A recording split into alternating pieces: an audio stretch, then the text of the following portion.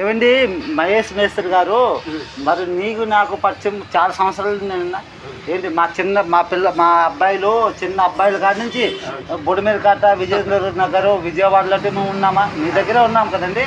అవును, మా చిన్న అబ్బాయి అక్కడ లక్ష్మీ స్వామి వాళ్ళ ఇంట్లోనే పుట్టారా ఏంటి.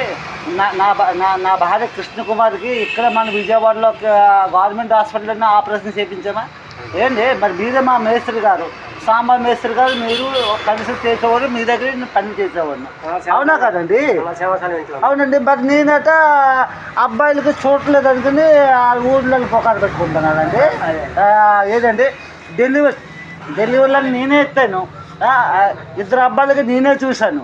అంటే లాస్ట్కి ఊర్లో అలా పుకార్లు పెట్టుకుంటాను. అంటే మీరు 10 సంవత్సరాలు ఎక్కడో శ్రీకాకుళము శ్రీనగర్లో తిరిగి ఎక్కడెక్కడో తిరుగుతున్నారు ఏంటి.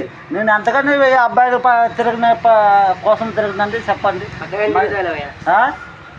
ఏంటి. మరి మీకు తెలిసింది కదండి, మరి నా భార్యకి నా పిల్లలకి నేను ఎలా చూసుకుంటేవాడిను, అవునా కాదండి.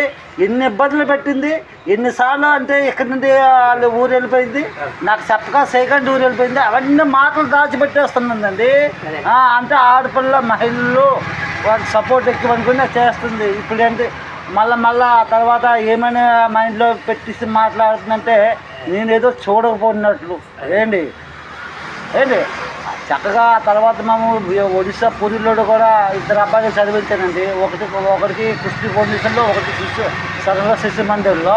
అక్కడికి వాళ్ళిద్దరు వాళ్ళ అన్నదమ్ములు తీసుకొచ్చి ఇద్దరు అబ్బాయిలు తీసుకెళ్ళిపోయింది. ఇప్పుడు ఒడిశా నుంచి మళ్ళీ ఆంధ్రప్రదేశ్కి వచ్చింది అన్నమాట. అక్కడి నుండి మళ్ళీ శ్రీకాకుళం వెళ్ళిపోయింది. మళ్ళీ ఊర్లో లేదు, మళ్ళీ ఊరమ్మాయి నారాయణ గారు ఆలకిస్తున్నారా మా ఇంటి చరిత్ర.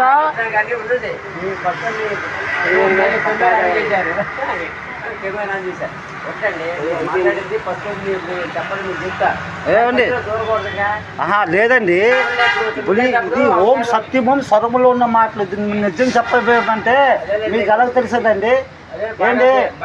పిల్లలకు పెంచిపోయి ఇది ఊరి మీద పడి ఉన్నాడని అంటారా లేదా. ఓం సత్యమోం మా మాటలు అంటే మా ఇంటి మాటలు, భారతదేశం మాటలు, స్వర్గంలో ఉన్న మాటలు అంటే మీకు అడగండి తెలుస్తుంది. ఈ కలియుగం ఖతమైందండి. ఓం సత్యయుగంలో వచ్చామండి. కమాన్ ఇండియన్, కమాన్ సాబ్.